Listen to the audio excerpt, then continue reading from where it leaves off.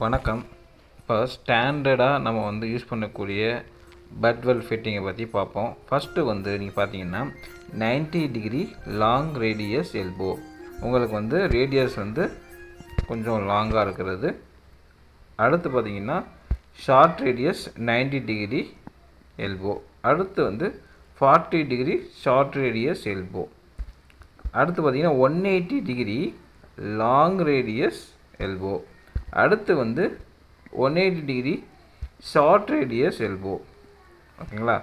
அடுத்து பார்த்தீங்கன்னா reducing D. So ஒரு பக்கம் உங்களுக்கு அந்த சைஸ் கம்மியாக இருக்கும். அடுத்து ரெடியூசிங் கிராஸ்.